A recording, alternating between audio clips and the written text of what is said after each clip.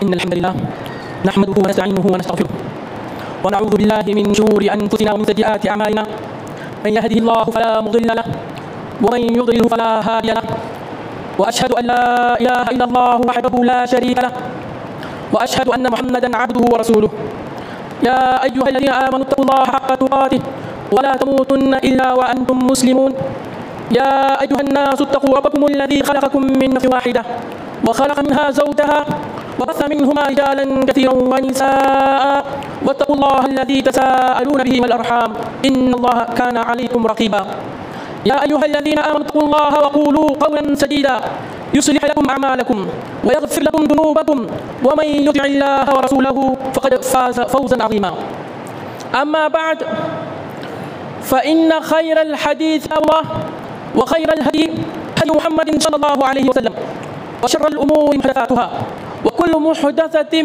بدعة وكل بدعة ضلالة وكل ضلالة في النار.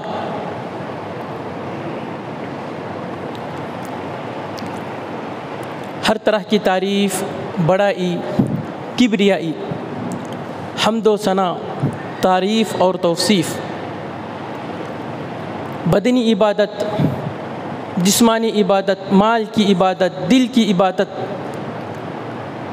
کا حقدار صرف اور صرف وہ اللہ رب العالمین ہے. بدعہ وکل بدعۃ ضلالہ وکل ضلالۃ فی النار.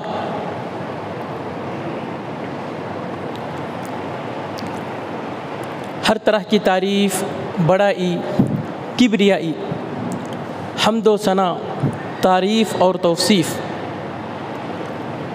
بدنی عبادت، جسمانی عبادت، مال کی عبادت، دل کی عبادت کا حقدار صرف اور صرف وہ اللہ رب العالمین ہے جو اکیلا ہے اپنی ذات میں، اس کے جیسا کوئی نہیں. یہ ساری کائنات بنانے میں، چلانے میں، لوگوں کے رزق بانٹنے میں، لوگوں کی موت لکھنے میں، لوگوں کو بیماری دینے، شفا عطا کرنے اور ہر طرح کے کاموں میں اس کا نہ کسی نے ساتھ دیا ہے، نہ اس نے کسی سے ساتھ لیا ہے، مدد لی ہے، نہ اس کے کوئی ماں باپ ہے، نہ اس کی کوئی اولاد ہے. وہ ہر طرح سے بے نیاز ہے، نہ اس کو بھوک ہے، نہ پیاس ہے، نہ تھکاوٹ ہے، نہ نیند ہے، نہ اس کو بیوی کی ضرورت ہے. وہ ہر طرح سے غنی ہے، صمد ہے، بے نیاز ہے. وہ ہمارا پروردگار ہے. وہ جیسا اپنی ذات میں اکیلا ہے، وہ اپنی عبادت میں بھی اکیلا ہے. یعنی ہے کہ مخلوق صرف اس کی عبادت ہی کرنا ہے، اس کے علاوہ چاہے کتنی بڑی بڑی مخلوقات کیوں نہ ہوں، چاہے سمندر ہو، پہاڑ ہوں، دریا ہوں، یا فرشتے ہوں، جن ہو، کسی طرح کی بھی عبادت اس کے علاوہ روا نہیں ہے، جائز نہیں ہے. لاکھوں کروڑوں درود و سلام ان مبارک ہستیوں پر جن کو اللہ تعالیٰ نے ہماری ہدایت کے لیے چنا، انسانوں کو ہدایت دینے کے لیے، انسانوں ہی میں سے اپنا پیغام بھیجنے کے لیے ان کو چنا، اور جنہوں نے اللہ کی طرف سے ان کی طرف بھیجی گئی ہدایت کو انسانوں تک بغیر کسی کمی کے پہنچایا. ان نبیوں میں بھی خصوصی درود و سلام ہو ان نبیوں کے سردار، ساری انسانیت کے سردار، میرے اور آپ کے نبی جناب محمد رسول اللہ صلی اللہ علیہ وسلم پر. حضرات، آج کل ایک جملہ بہت زیادہ چل رہا ہے. آج کل کی دنیا تو سوشل میڈیا کی دنیا ہے.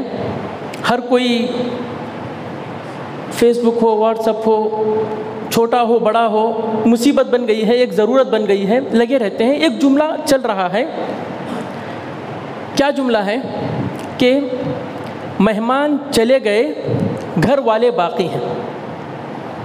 مہمان چلے گئے گھر والے باقی ہیں۔ آپ نے اس جملے سے کیا سمجھا؟ شاید آپ کے ذہنوں میں یہ چل رہا ہوگا کہ جیسے عید کے بعد ایک بھائی کے گھر پہ سارے بھائی اپنے بیوی بچوں کے ساتھ جمع ہوتے ہیں، ماں باپ کے گھر میں جمع ہوتے ہیں، ایک دو دن عید کی خوشیاں مناتے ہیں، پھر تیسرے دن سب واپس چلے جاتے ہیں۔ شاید آپ ایسا سمجھ رہے ہوں گے، لیکن یہ جملہ گھروں کے تعلق سے نہیں ہے، مسجدوں کے تعلق سے کہا جا رہا ہے۔ مسجدوں کے تعلق سے کہا جا رہا ہے۔ مہمان چلے گئے گھر والے باقی ہیں۔ ماشاءاللہ رمضان تھا، ہر کوئی اٹھ کے آ رہے تھے، صفیں پوری طریقے سے بھری ہوئی تھیں، بلکہ بڑی بڑی مسجدیں چھوٹی پڑ رہی تھیں، لیکن رمضان جاتے ہی صحیح ہے جملہ، غلط تو نہیں ہے، لوگوں نے غلط تو نہیں کہا کہ مہمان چلے گئے، بس جو رمضان کے نمازی تھے، بس جو صرف رمضان میں اللہ کی عبادت کرنا چاہتے تھے وہ چلے گئے، لیکن جو اصل عبادت گزار ہیں، جنہوں نے یہ سمجھا ہے کہ اللہ نے مجھ کو اپنی عبادت کے لیے پیدا کیا ہے، اللہ نے مجھ کو زبان دی ہے کہ میں دل سے اس کی تسبیح بیان کروں، اس کی تحمید، اس کی بڑائی بیان کروں، اس کی تکبیر بیان کروں، اس کی پاکی بیان کروں، اس کی توصیف بیان کروں، جو یہ سمجھتے ہیں کہ اللہ نے مجھے یہ مال دیا ہے کہ اس مال کے ذریعے میں اللہ کی خوشنودی تلاش کروں کہ اس مال کو اپنے رشتہ دار غریبوں میں یا محلے کے غریبوں میں، گاؤں کے غریبوں میں تقسیم کروں، جنہوں نے اپنا ایک مقصد بنایا ہوا ہے کہ اللہ نے مجھ کو عبادت کے لیے پیدا کیا ہے، کل قبر میں موت ہوتے ہی مجھ کو اس عبادت کے تعلق سے پوچھا جائے گا، کل اللہ محشر برپا کرے گا، ضرور کرے گا، جس میں ذرہ بھی شک نہیں ہے، وہاں پہ نامہ اعمال تولے جائیں گے، پائی پائی کا حساب ہوگا۔ جن لوگوں نے اس کو اپنے ذہن میں بٹھایا ہوا ہے وہ الحمدللہ باقی ہیں۔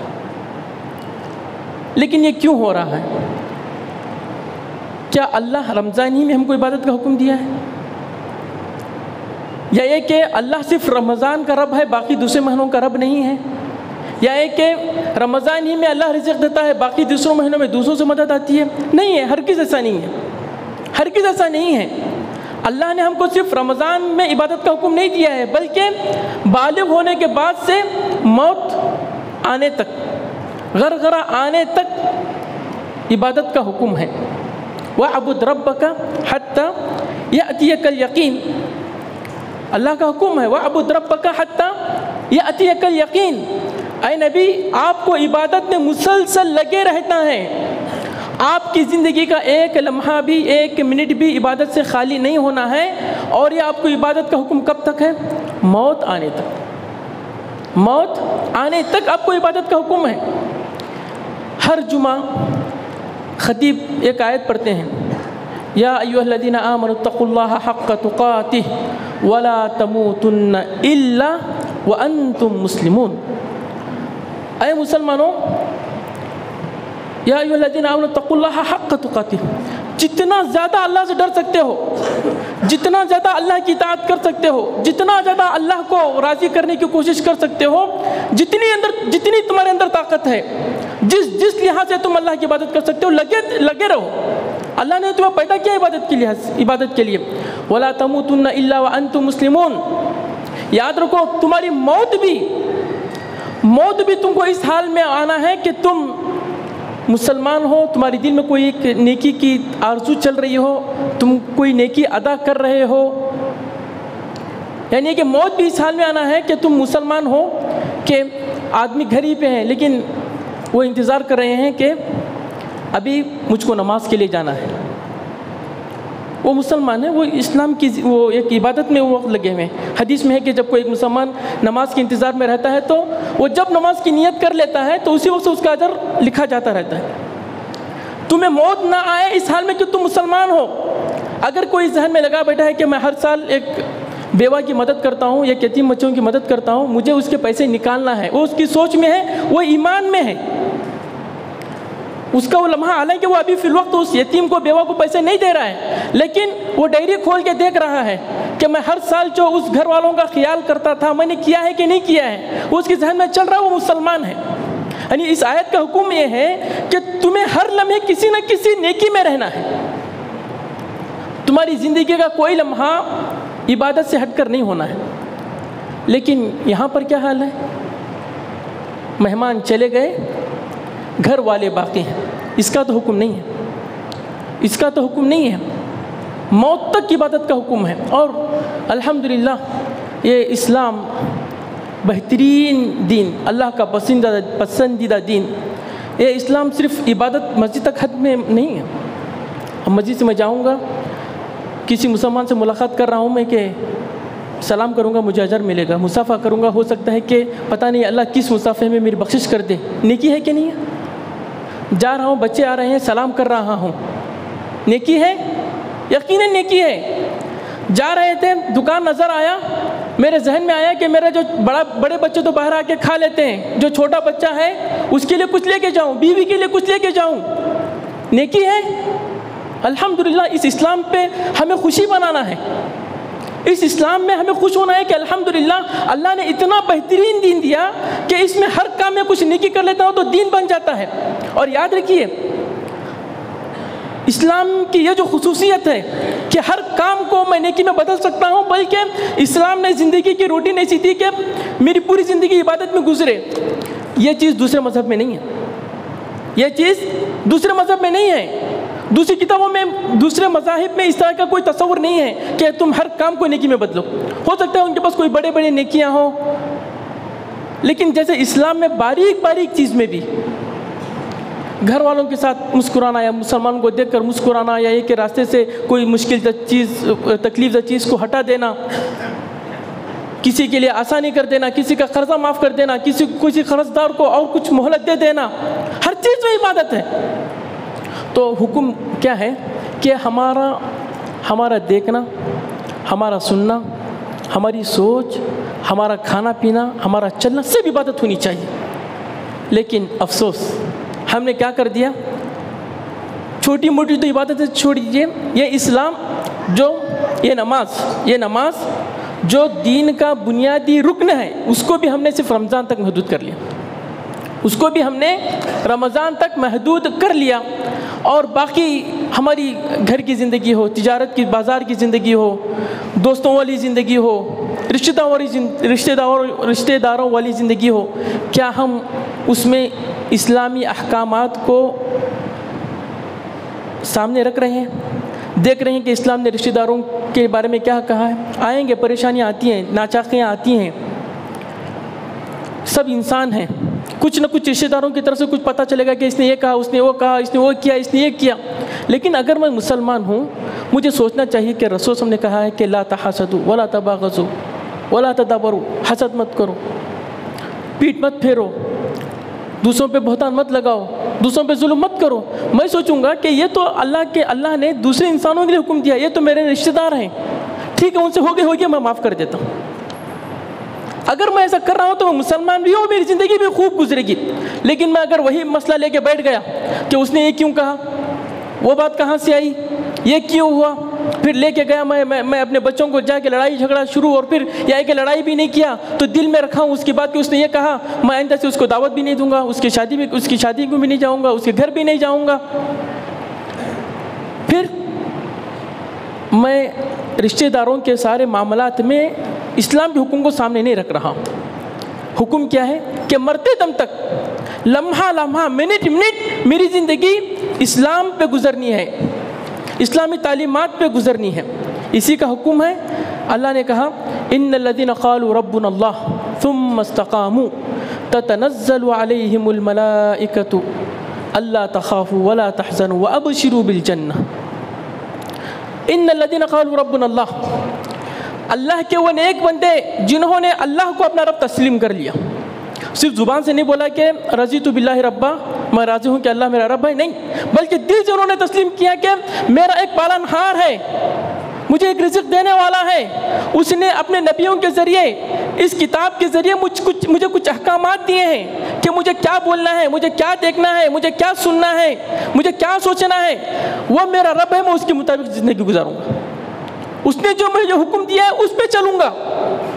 استقاموا قالوا ربنا اللہ ثم استقاموا، اور پھر اس وعدے کو نبھایا۔ جب کہا ہے کہ اللہ میرا رب ہے تو رب کو حقیقی معنوں میں تسلیم کیا۔ صرف یہ نہیں ہے کہ زبان سے بول رہے ہیں کہ ہاں اللہ میرا پروردگار ہے، اللہ میرا رب ہے، لیکن مان کس کی رہا ہوں؟ نفس کی۔ مان کس کی رہا ہوں؟ شیطان کی۔ یہ پھر اللہ کو اللہ ماننا نہیں۔ ہو سکتا ہے زبان سے نکل رہا ہے ربی اللہ، اللہ میرا رب ہے، لیکن یہ کہ اس پہ میں عمل کر رہا ہوں۔ جب لڑائی جھگڑے کا موقع آ گیا، یا یہ کہ کہیں کچھ پیسے دینا ہے، نفس بول رہا ہے کہ مت دو، آگے شادی ہے، آگے گھر بنانا ہے، آگے کچھ ہے، وہ ہے، یہ ہے، لیکن اللہ کا حکم یہ ہے کہ تم دو، میں تمہارے پیسوں میں جو باقی پیسے اس میں برکت دوں گا۔ اب کس کی مان رہا ہوں؟ یہاں پر اصل ہوتا ہے کہ کون اپنے رب، حقیقت میں اللہ کو اپنا رب تسلیم کر رہا ہے۔ اور یاد رکھیے قیامت میں بھی جو خبر میں ہوتے ہیں 3 سوال کیے جائیں گے، من ربک، ما دینک، من نبیک۔ وہاں پہ جواب جو نکلے گا نا، پریکٹیکل کا جواب نکلے گا۔ یعنی اگر میں نے بچوں کو سکھلا دیا، میں نے بھی یاد کر لیا کہ فرشتے پوچھے گا من ربک، تو مجھے کہنا ہے ربی اللہ، میرا رب اللہ ہے، میرا رب اللہ ہے، میں نے رٹ لیا۔ لیکن پریکٹیکل زندگی رب، اللہ کو رب مان کر نہیں ہوئی ہے، بلکہ نفس کی چلی ہے، شیطان کی چلی ہے، تو خبر میں جواب نہیں نکلے گا۔ جی ہاں، وہ جو ادھر جو سوالات کے جوابات ہوں گے پریکٹیکل ہوگی۔ تم نے جو زندگی گزاری اللہ کے احکامات پر، رب، اللہ کو رب مان کر اس کے احکامات پر زندگی گزاری، یا یہ کہ تم نے بھی ان لوگوں کی طرح زندگی گزاری جنہوں نے اللہ کو پہچانا ہی نہیں تھا، جن تک رسول کی تعلیمات پہنچی ہی نہیں تھی، تو انہوں نے اپنے نفس کی زندگی گزاری، جو چاہا کھایا، جو چاہا پیا، جو چاہے سوچا، جو چاہے کیا۔ تم نے ویسے ہی زندگی گزاری کہ تم نے قدم قدم پر اللہ کے حکم کو سامنے رکھا تھا۔ یہ جو ربی اللہ جو جملہ ہے نا، جواب اسی کی زبان سے فوراً نکلے گا، حالانکہ اس کو عربی بھی نہ آتی ہو، ربی اللہ اس کو بولنا نہیں آتا ہو۔ اچھا، بہت سارے لوگ ہیں جن کو ہوتا ہے کہ ربی اللہ کہنا نہیں ہے، لیکن ان کے دل اللہ کی اطاعت میں لگے ہوئے ہیں، ان کے دل اللہ کی اطاعت میں لگے ہوئے ہیں، اور وہ ماشاءاللہ اللہ کے گھر کو آباد کر رہے ہیں، رمضان کو نیکیوں سے بھر رہے ہیں، اور جہاں جہاں جو اللہ کا حکم کر رہے ہیں، اس کو عربی نہ بھی آتی ہو لیکن اس کے دل سے نکلے گی ربی اللہ۔ لیکن ایک آدمی ہے، اس نے عربی بہت اچھی سیکھی ہے، زبان بھی بہت فصیح ہے، لیکن اس نے زندگی اللہ کو رب مان کر نہیں گزاری۔ مسلمان ہے، مسلمان گھر میں پیدا ہوا، اس کی پوری نسل مسلمان ہے، لیکن اس کی جو پریکٹیکل زندگی تھی، رب، اللہ کو رب ماننے کی نہیں تھی، رسول صلی اللہ علیہ وسلم کو نبی ماننے کی نہیں تھی، اور اسلام کو دین ماننے کی نہیں تھی، بلکہ اس کی زندگی، اس کا جینا، اس کا رہنا سہنا، اس کا کھانا پینا دوسرے لوگوں کے طریقے پر تھا، اس کا اٹھنا جاگنا، تجارت اسلام کے احکامات پر نہیں، نبی اسلام کے دین پر نہیں، بلکہ دوسرے لوگوں کے طریقے پر تھی، تو اس کی زبان سے خود نہیں نکلے گا۔ تو اگر میں دین پر چل رہا ہوں تو انشاءاللہ کل یہ سوالات ہم پر آسان ہوں گے، اور ہماری زبان سے، ہماری دل سے نکلے گا خود بخود کہ ہاں میں نے جو زندگی گزاری ہے اللہ کو رب مان کر گزاری ہے، میں نے رسول کو نبی مانا تھا، اور جو رسول صلی اللہ علیہ وسلم نے جو حکم دیا تھا اس پر چلا تھا۔ رسول اکرم صلی اللہ علیہ وسلم نے جن چیزوں سے رکنے کے لیے کہا تھا، میں اس پہ رکا تھا، اور اسلام ہی کے مطابق میں نے زندگی گزاری۔ اسلام نے جو کہا میں نے وہ کہا، اسلام نے جس چیز کو ماننے کے لیے کہا وہ مانا، اسلام نے جس چیز کو ماننے کے لیے نہیں کہا میں نے وہ نہیں مانا۔ ہم سے خود بخود نکلے گا۔ تو ہمیں یہ جو ہمارا رویہ ہے، ماشاءاللہ رمضان آتا ہے، مسجدیں آباد ہے، قرآن کی تلاوت پہ تلاوت ہو رہی ہے، صدقہ و خیرات پہ بڑھ چڑھ کر حصہ لے رہے ہیں، نیکی کے جو راستے ہیں اس پہ عمل کر رہے ہیں، لیکن رمضان جاتے ہی دور ہو جاتے ہیں۔ تو کیا ہم کو ایسا ہونا چاہیے؟ کیا یہ اللہ کا حکم ہے؟ بلکہ اللہ کا حکم کیا ہے؟ فَاعْبُدْ رَبَّكَ حَتَّى يَأْتِيَكَ الْيَقِينُ۔ موت کی گھڑی آنے تک، غرغرہ آنے تک بھی کوئی نیکی کا حکم ہے، کوئی نیکی تم کر سکتے ہو تو کرتے رہو۔ اللہ کا حکم کیا ہے؟ ان الذین قالوا ربنا اللہ ثم استقاموا۔ اللہ کو رب مان لیا، پھر اپنی پریکٹیکل کی پوری زندگی اللہ کے حکم پہ چلائے، استقامت، اس پہ قائم رہے، اس کو اپنا لیا۔ کسی بھی طرح کی مصیبت آئی، کسی طرح کی کوئی چیلنجز آئے، کسی طرح کی رکاوٹ آئی، فوراً نہیں پھر گئے، بولے کہ نہیں میں مسلمان ہوں، مجھے اسی پر چلنا ہے، چاہے کتنی بڑی مصیبت کیوں نہ آ جائے۔ مجھے مرتے دم تک اسلام پر قائم رہنا ہے، چاہے ہم کو اسلام سے روکنے کے لیے کیا کیا کوششیں کی جائیں، مجھ کو یا میری قوم کو، ہم جتنے اس ملک کے لوگ ہیں یا کہیں پہ بھی کسی طرح کی بھی رکاوٹ آئے، ہم مسلمان ہیں، ہم نے دل و جان سے اسلام کو اپنایا ہے اور یہ حق ہے، میں اس پہ ڈٹا رہوں گا چاہے کتنی مصیبتیں کیوں نہ آئیں۔ اس کی مثالیں ہیں بہت ساری۔ سورہ ابراہیم پڑھیے، خود ابراہیم علیہ السلام کیسا وہ ڈٹے تھے جب لوگ ان کو سورج اور چاند کے بارے میں کہہ رہے کہ ان کو خدا مانو۔ یا سورۃ البروج پڑھیے کہ جب ایک جو بچہ تھا، جب اس کو کہا جا رہا تھا کہ اگر اس بادشاہ کو تم یہ نہ کہو گے کہ یہی کھلاتا ہے یہی پلاتا ہے، تم کو آگ میں جھونک دیا جائے گا، ماں آگے پیچھے ہو رہی تھی، لیکن بچے نے کہا تھا کہ اے ماں تو کیوں جھوٹ کو اپنائے گی، اللہ میرا انتظام کرنے والا ہے، وہ مجھ کو کیسے بھی پالے گا، تو آگ میں کود۔ لیکن جو جھوٹا خدا ہے اس کو خدا نہ مان، خدا اس کو مان جو دیتا ہے، جو کرتا ہے، جس کے ہاتھ میں طاقت ہے، جو تدبیر کرتا ہے، جس کے ہاتھ میں موت و حیات ہے، اس کو مان، جھوٹ کو مت مان۔ ثابت قدم رہنا ہے، آزمایا جائے گا۔ ہم سے پہلے نبیوں، ہم تو امتی ہیں، ہم سے پہلے نبیوں کو کاٹا گیا، لوہے کی کنگھیوں سے ان کے کنگھی کی گئی، ان کے سر کو تراشا گیا، چھیلا گیا، لیکن اور پھر ہمارے سامنے مثال ہے صحابہ کرام کی، اگر میں اسی پہ چلا جاؤں گا تو بہت لمبا ہو جائے گا۔ ثابت قدم رہے وہ لوگ، ثابت قدم رہے، ڈٹے رہے، ہمیں بھی ڈٹے رہنا ہے، صرف رمضان کی حد تک نہیں بلکہ ساری زندگی، ہر لمحہ۔ جمعہ آتا ہے، تین آیتیں پڑھتے ہیں، ایک آیت تو میں نے پڑھا کہ یا الذین آمنوا اتقوا اللہ حق تقاتہ ولا تموتن الا وانتم مسلمون، یا پھر کہتے ہیں یا ایھا الناس اتقوا ربکم، اے لوگوں اپنے رب سے ڈرو جس نے تمہیں پیدا کیا، جس نے آدم علیہ السلام کی جان سے ایک بیوی بنائی اور ان دونوں کے ذریعے پوری دنیا پھیلائی ہے، اسے ڈرو، اس کا خوف کھاؤ۔ اور پھر تیسری آیت پڑھی جاتی ہے یا ایھا الذین آمنوا اتقوا اللہ وقولوا قولا سدیدا، اے لوگوں اللہ سے ڈرو اور ہمیشہ سچی پکی بات کرو، دھوکے کی بات، ملاوٹ کی بات، منافقانہ بات مت کرو، ایک بات کرو، ٹھیک سیدھی بات کرو۔ یہ تقوی بار بار کہتے ہیں اللہ سے ڈرو، اللہ سے ڈرو، اللہ سے ڈرو۔ اس کا کیا مطلب ہے؟ تقوی بولتے ہیں بچنا، تقوی بولتے ہیں بچنا یا اپنے آپ کو بچانا۔ جیسے اگر کوئی اسکوٹر چلا رہے ہیں، سامنے گڑھا ہے، روڈ ٹھیک نہیں ہے، تو کیا فل اسپیڈ میں چلائیں گے یا ایک تھوڑا سنبھل کر بریک مار کر، نہیں ادھر گڑھا ہے، مجھے لیفٹ میں لینا ہے، مجھے رائٹ میں لینا ہے، مجھے یہاں سے بچ کر نکلنا ہے، مجھے منزل تک میں پہنچ جاؤں، یہی تقوی ہے۔ اللہ نے یہ دنیا بنائی ہے رنگین، اللہ خود قرآن کی آیت ہے اِنَّا جَعَلْنَا مَا عَلَى الْأَرْضِ زِينَةً لَهَا، یہاں پہ انسان کو صحیح راہ سے بھٹکانے کی ہزار رنگینیاں ہیں، خواہشات ہیں، شیطان بھی لگا ہوا ہے۔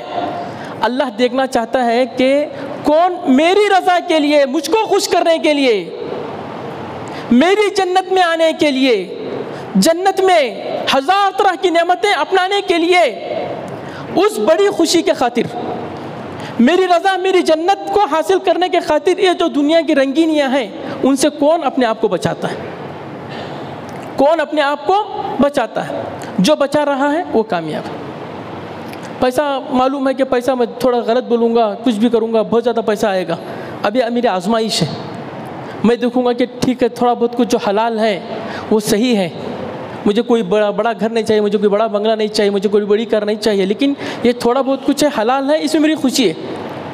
معلوم ہے اگر تھوڑا سا کچھ ملاوٹ کر دوں گا بہت کماؤں گا، اب یہ اس رنگینی سے بچنا ہے۔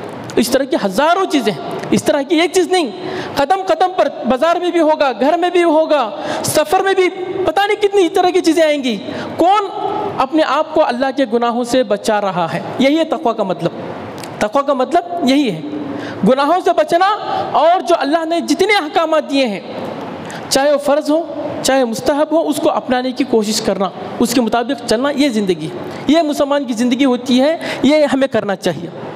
نبی کریم صلی اللہ علیہ وسلم نے ایک مرتبہ ایک صحابی حضرت معاذ بن جبل رضی اللہ تعالیٰ عنہ، بڑے صحابی ہیں، جلیل القدر صحابی، بڑا مقام صحابہ میں، جب رسول اکرم صلی اللہ علیہ وسلم ان کو یمن بھیج رہے تھے، وہ یمن جانا چاہ رہے تھے، رسول ان کو یمن بھیج رہے تھے اپنا پیغامبر بنا کر، اپنا رسول بنا کر کے، وہاں پہ جو یمن میں سارا ملک جو مسلمان ہو گیا ہے، وہاں پہ جا کے تم ان کی تربیت کرو، وہاں پہ جا کے جو تم نے مجھ کو اسلام سیکھا ہے، مجھ سے سیکھا ہے، ان پہ جا کے سکھلاؤ۔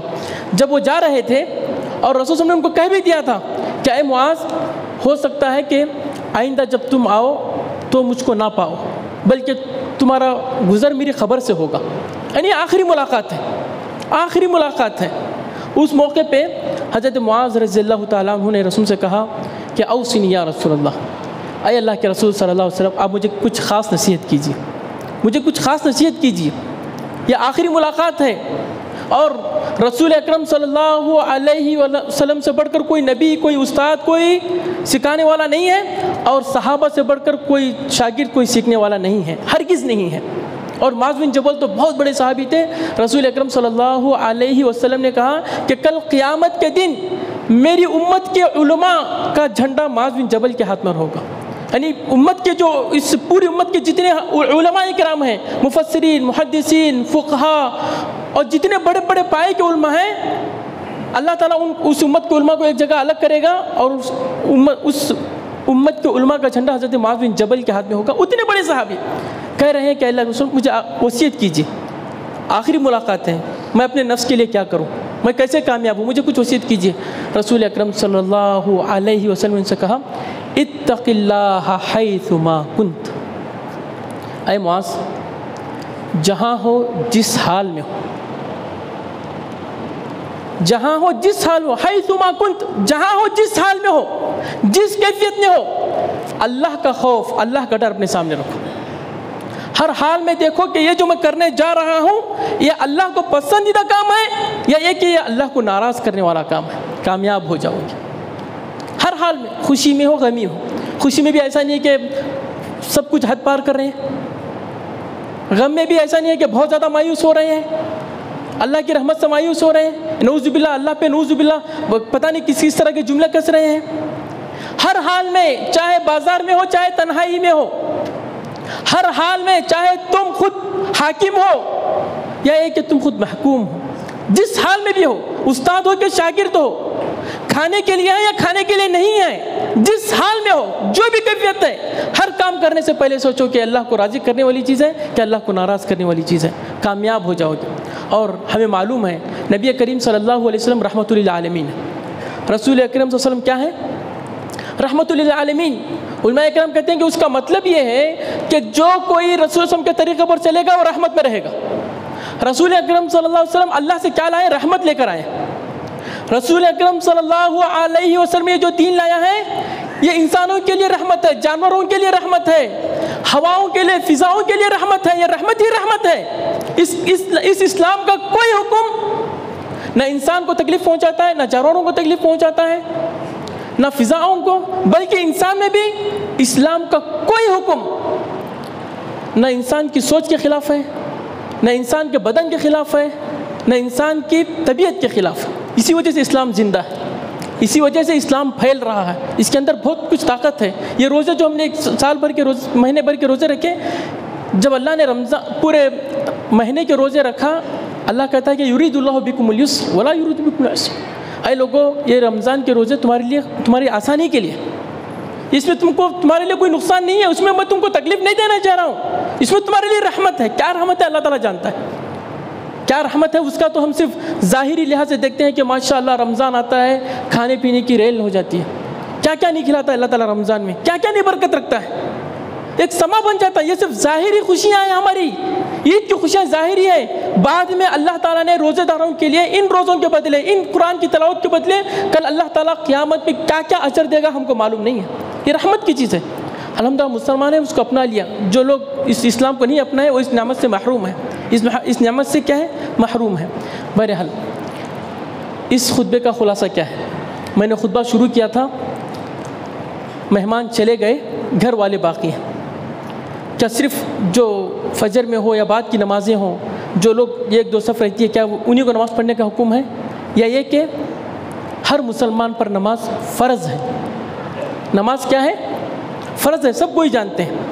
لیکن کیا میں نے عقل اور شعور سے سمجھا کہ ہاں مجھے نماز فرض ہے، مجھے پڑھنا ہی پڑھنا ہے، اللہ کی طرف سے کوئی چھوٹ نہیں ہے. چاہے صحت مند رہوں، چاہے بیمار رہوں، چاہے مقیم ہوں، چاہے مسافر ہوں، چاہے امن کا ماحول ہے، چاہے خوف کا ماحول ہے. کیا نماز معاف ہے؟ نماز معاف نہیں ہے. مجھے سمجھنا ہے. اور پھر یہ سوچنا ہے کہ جیسے اللہ تعالیٰ نے مجھ کے لیے رمضان میں یہ آسان کیا تھا، اگر میں اب بھی چاہوں تو میرے لیے آسان ہے۔ جیسے رمضان میں آ رہا تھا، کوئی مشکل تھی؟ نہیں، مشکل نہیں تھی، وقت نکل رہا تھا، راستے بن رہے تھے،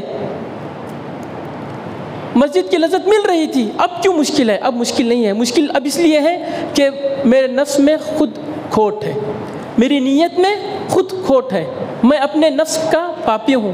مسجد تو بنا دی شبر میں ایمان کی حرارت والوں نے، من اپنا پرانا پاپی ہے، برسوں سے نمازی بن نہ سکا۔ علامہ اقبال نے کہا تھا میرے نفس میں خود کھوٹ ہے، میں خود آگے نہیں بڑھنا چاہتا ہوں، میں خود نماز ادا کرنا نہیں چاہتا ہوں، لیکن ایسا نہیں ہونا چاہیے، ایسا نہیں ہونا چاہیے۔ ہم جب چھوٹے بچے رہتے ہیں تو ہم کو سکھلایا جاتا ہے اسلام کے 5 ارکان ہیں، رٹایا جاتا ہے، بولا جاتا ہے اسلام کے 5 ارکان ہیں، توحید، نماز، روزہ، زکوٰۃ، حج۔ اس کا کیا مطلب ہے؟ کہ صرف اس کو ظاہری طور سے بول دو اور خاموش رہ جاؤں؟ نہیں، اس کو سوچنا ہے، سمجھنا ہے۔ ہاں، مسلمان ہوں تو نماز ادا کرنا ہے، مسلمان ہوں تو نماز ادا کرنا ہے، نماز ادا کر رہا ہوں تو مسلمان ہوں۔ نماز نہیں ہے تو میرے پاس اسلام کی علامت نہیں ہے، کوئی آسان معاملہ نہیں ہے۔ اللہ رب العالمین نے قرآن میں کئی جگہ نماز ہی کو اسلام کہا ہے، قرآن میں اللہ تعالیٰ نے نماز ہی کو اسلام کہا ہے۔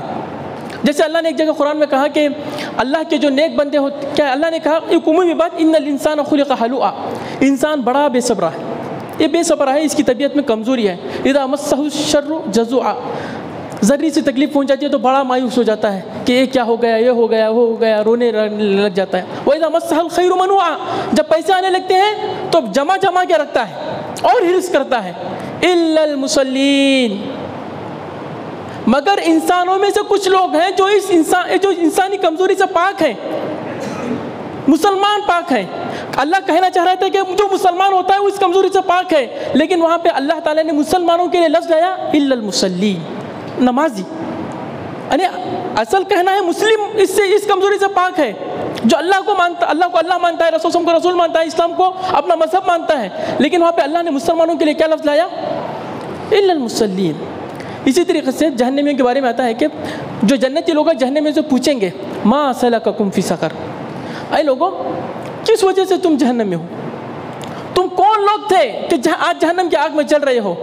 اب جہنمیوں کو جواب دینا ہے کہ ہم مسلم نہیں تھے، مسلمان نہیں تھے۔ مسلم مطلب حقیقی مسلم، جس کا سر اللہ کے لیے جھک گیا، جس کا دل اللہ کے لیے جھک گیا، اس کو کہتے ہیں مسلم۔ جس کا وجود، جس کا شعور، جس کی عقل سب اللہ کے لیے مٹ چکی ہو۔ انی وجہت وجہی للذی فطر السماوات والارض حنیفا۔ حضرات مسلم معاملہ آسان نہیں ہے، کاش کہ میں اور اب مسلم کا معنی سمجھیں۔ مسلم کہتے ہیں اس اونٹ کو جس کے اونٹ میں ناک میں نکیل ڈالی گئی ہو، جس کی اپنی کوئی مرضی نہ ہو، بس جو اس کے ہاتھ میں اونٹ کے وہ جو نکیل جس کے ہاتھ میں ہے، جہاں پہ بٹھائے گا بیٹھے گی، جہاں پہ اٹھائے گا اٹھے گی، جہاں پہ پھیرے گا پھیرے گی، اونٹ کی کوئی مرضی نہیں ہے۔ ایسے ہی ہم ہیں۔ مسلم وہ ہے جو پوری طریقے سے اللہ کا ہو چکا ہو، مسلم وہ ہے جو پوری طریقے سے اللہ کا ہو چکا ہو۔ تو جنتی جہنمیوں کو پوچھ رہے ہیں کہ تم کون لوگ تھے کہ آج جہنم کی آگ میں جل رہے ہو؟ اب جہنمیوں کو جواب دینا ہے کہ ہم مسلمان نہیں تھے۔ جہنمیوں کو اب جواب دینا ہے کہ ہم مسلمان نہیں تھے، لیکن وہاں پہ وہ کیا لفظ تعبیر کر رہے ہیں، کیا بول رہے ہیں؟ کہہ رہے ہیں کہ لم نکو من المصلین، ہم ان میں سے نہیں تھے جو نماز پڑھنے والی قوم تھی، اس میں سے ہم نہیں تھے۔ سمجھے میری بات؟ وہ کیا کہیں گے؟ وہی نہیں کہیں گے ہم مسلمان نہیں تھے، گوشت جو کھاتے تھے وہ قوم نہیں تھے ہم، وہ جو ٹوپیاں پہنتے تھے، جو بڑی بڑی داڑیاں رکھتی تھی وہ قوم نہیں تھی۔ اب وہ ان کو کہنا ہے کہ مسلمان نہیں تھے، تو کہہ رہے ہیں کہ وہ جو نماز پڑھنے والی جو قوم تھی نا، اللہ کو ماننے والی قوم، وہ اس میں سے ہم نہیں تھے۔ یعنی مسلمانوں کی علامت کیا ہے اللہ کے پاس؟ نماز۔ اور خود رسول کی ایک حدیث ہے کہ جب تم کسی آدمی کو دیکھو کہ وہ مسجد کو آ رہا ہے جا رہا ہے، تب تم اس کی ایمان کی گواہی، اس کا تعلق اللہ کے گھر سے جڑا ہوا ہے، تب تم اس کی ایمان کی گواہی دو کہ ہاں حقیقت میں مسلمان ہے۔ اللہ نے قرآن میں کہا انما یعمر مساجد اللہ من آمن باللہ والیوم الآخر، اس اللہ کے گھر کو وہ لوگ بھرتے ہیں، آباد کرتے ہیں جو حقیقت میں اللہ پر ایمان رکھتے ہیں، جن کا حقیقت میں آخرت پر ایمان ہے۔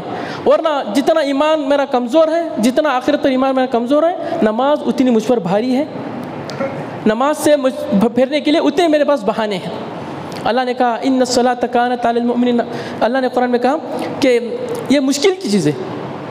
قرآن نماز کیا ہے؟ یہ مشکل ہے، لیکن جو حقیقت میں جن کا دل میں ایمان ہے، جو حقیقت میں اللہ کے ہو چکے ہیں، ان کے لیے بہت آسان ہے، ان کے لیے یہ بہت آسان ہے۔ اب مجھے اور آپ کو اپنے ایمان کو ناپنا ہے۔ رمضان میں تو آسان تھا کہ اللہ نے شیطان قید کر دیا تھا، اللہ نے جنت کے دروازے کھول دیے تھے، الحمدللہ اللہ نے رمضان کی فضا بنا دیا تھا کہ میں رمضان میں نمازی بن کر سارے سال نمازی بن سکوں۔ اب پھر کیا میں جو رمضان میں اللہ نے مجھ کو عادت ڈالا تھا، کیا اب میں اس کو کنٹرول کر رہا ہوں، یا یہ کہ پھر میں اللہ کے گھر سے دور ہو چکا ہوں؟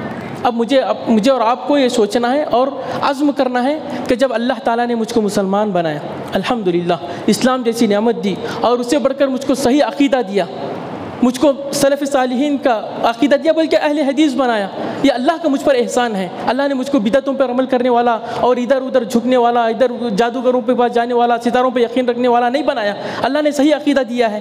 یہ اللہ کا مجھ پر احسان ہے، مجھے چاہیے کہ میں اللہ کا بار بار شکریہ ادا کروں۔ شکریہ ادا کرنے کا مطلب یہ ہے کہ جب وقت ہے تو میں ہرگز نماز میں کوتاہی نہ کروں، جب طاقت ہے تو ہرگز روزے نہ چھوڑوں، حج کی طاقت ہے تو ٹال مٹول نہ کروں، بلکہ جتنا جلدی ہو سکتا ہے اللہ کے گھر کی دیدار کی کوشش کروں، اور مال ہے تو پھر شیطان کے وسوسے میں نہ آؤں کہ خرچ کریں گے تو پھر پتہ نہیں مال گھٹ جائے گا، اور پھر کیا ضروری ہے، اور پھر کیا سب کے پاس ہے، شیطان ہزار بہانے آئے گا۔ بلکہ میں حقیقی معنی میں مسلمان بناؤں کہ اللہ تعالیٰ نے میرے مال میں زکوٰۃ فرض کیا ہے، مجھے دینا ہے، اس میں ذرے بھی برابر کوتاہی نہیں کرنا ہے، پوری کی پوری نکالنی ہے، ہیلے بہانے نہیں کرنا ہے۔ اس طریقے سے میں اگر زندگی گزار رہا ہوں تو میں حقیقی معنوں میں مسلمان ہوں۔ اللہ رب العالمین سے دعا ہے کہ اللہ تعالیٰ ہمیں حقیقی معنوں میں مسلمان بنائے، اسلام کی محبت ہمارے دل میں ڈال دے، اسلام کے سارے کاموں کی محبت ہمارے دل میں ڈال دے، اپنی محبت ہمارے دل میں ڈال دے، اللہ کو جتنے چاہنے والے لوگ ہیں ان کی محبت ہمارے دل میں ڈال دے، اسلام سارے اعمال، سارے نیک کام کرنا ہم پر آسان کر دے، اور جتنی معصیت کے کام ہیں، نافرمانی کے کام ہیں، وہ کام ہمارے لیے مشکل کر دے۔ سبحان ربک رب العزت عما یصفون وسلام علی المرسلین والحمد للہ رب العالمین۔